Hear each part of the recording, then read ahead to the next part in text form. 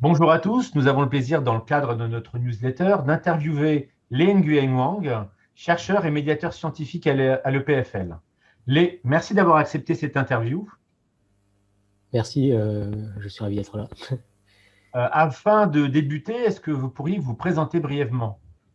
Oui, donc je suis chercheur dans un laboratoire à l'École polytechnique fédérale de Lausanne sur des questions de sécurité et d'éthique du machine learning. Et je suis également communicateur scientifique rattaché à la faculté d'informatique et de communication de l'EPFL, où je travaille notamment à produire du contenu pédagogique introductif aux sciences du numérique. Merci pour ces précisions. Pouvez-vous nous parler en détail des chaînes YouTube que vous animez? Oui, donc ça fait à peu près 5 ans que je travaille sur de la vulgarisation, notamment via YouTube. Donc j'ai lancé ma chaîne notamment qui s'appelle Science for All en 2016. Et depuis, j'ai rejoint le PFL et on a lancé différents projets. Un projet qui s'appelle Wandida, qui est plus de l'enseignement de niveau universitaire en informatique, mais aussi en mathématiques et en physique. Et une autre chaîne qui s'appelle Zetabytes, qui sont des interviews de chercheurs à l'EPFL. Et enfin, donc récemment, on a lancé une autre chaîne qui s'appelle Étincelle EPFL, qui est une chaîne introductive aux sciences du numérique pour un grand public. D'accord. Et à qui s'adresse cette chaîne en fait? Donc le but est de toucher un public très large, donc tous ceux qui veulent en savoir plus sur l'informatique sans avoir aucun prérequis, en particulier sur des notions comme Internet, le web, l'algorithmique, le machine learning, l'intelligence artificielle et ainsi de suite. Et il y aura des vidéos également qui sont un peu plus adaptées pour enfin, les vidéos globalement sont aussi assez adaptées à des publics de gymnasiens ou voire d'élèves du secondaire. Et quels sont les messages que tu cherches à adresser au travers de ces vidéos?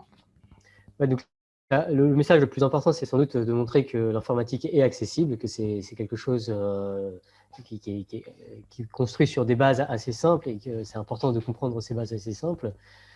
Ensuite, je pense que c'est très important de montrer que l'informatique, même si je pense que c'est assez évident, l'informatique est vraiment partout aujourd'hui et que comprendre un peu ces outils est utile pour nous comprendre, pour aider à comprendre le monde de façon assez générale dans le monde moderne.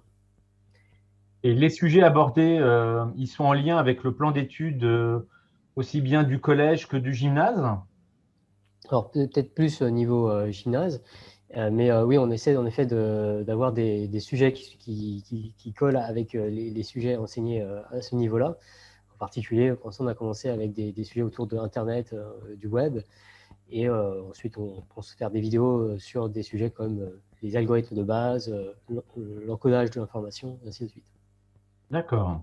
Que pourrais-tu dire aux enseignants afin qu'ils suivent un peu tes traces et qu'ils travaillent, en tout cas qu'ils collaborent à la vulgarisation scientifique? Ouais, je pense que c'est très important de susciter de l'enthousiasme et de l'engouement pour toutes ces sciences qui peuvent paraître assez sèches, assez difficiles d'accès a priori. Mais une des choses qu'on essaie beaucoup de faire sur Étincelle, c'est de montrer ce qu'on appelle parfois l'informatique déconnectée, c'est-à-dire enseigner les notions d'informatique, de sciences de l'information, sans parler de technologie de l'information, puisque les solutions pour les technologies d'information, ce sont des solutions plus générales pour permettre, par exemple, d'avoir des systèmes qui sont capables de s'adapter, des systèmes qui traitent l'information de façon adéquate, qui diffusent l'information rapidement. Et donc, ouais, il y a plusieurs ateliers qu'on a mis en place, qui ont été filmés et qui maintenant sont transformés en vidéo. Par exemple, il y en a un sur un réseau de neurones artificiels, mais joués par des humains, où les neurones et les synapses sont remplacés par des humains. Et donc, ça permet de rendre très concret des concepts qui peuvent être assez abstraits. De la même façon, on a fait un autre atelier sur la blockchain humaine, une blockchain jouée par des élèves de classe. Et ce sont des ateliers qui je l'espère, seront réplicables. En tout cas, on a mis en place toutes sortes d'explications pour permettre à des enseignants de répliquer ce genre d'ateliers dans leur salle de classe. Si je comprends bien, en fait, pour faire de la vulgarisation, on n'est pas obligé d'avoir accès ou d'être un expert dans la discipline ou en tout cas dans le sujet. Et on peut effectivement vulgariser sans être connecté en faisant des activités un peu débranchées, en étant le plus pédagogique possible. Oui, tout à fait. Donc, on essaie vraiment aussi d'avoir des vidéos qui seront parfaitement comprises par les enseignants. Et le but, c'est que les enseignants se sentent suffisamment à l'aise avec ces notions pour ensuite être capables de refaire les activités en classe. Et je pense que plus globalement, il y a des choses parfois très simples qu'on peut comprendre en informatique qui sont déjà assez émerveillantes, qui permettent de beaucoup mieux comprendre certaines de ces technologies. Et je pense qu'il n'y a pas besoin d'aller au niveau de la recherche pour s'emparer de ces outils et de pouvoir ensuite les partager à travers de l'enseignement ou de la vulgarisation. Bah, écoutez, je tenais à te remercier pour ta disponibilité et la qualité de tes réponses. J'espère que nos collègues enseignants apprécieront également. Donc, c'était Lé Nguyen Wang et Amin Slim pour la newsletter de la BDRP. À très bientôt. Merci, au revoir. Au revoir.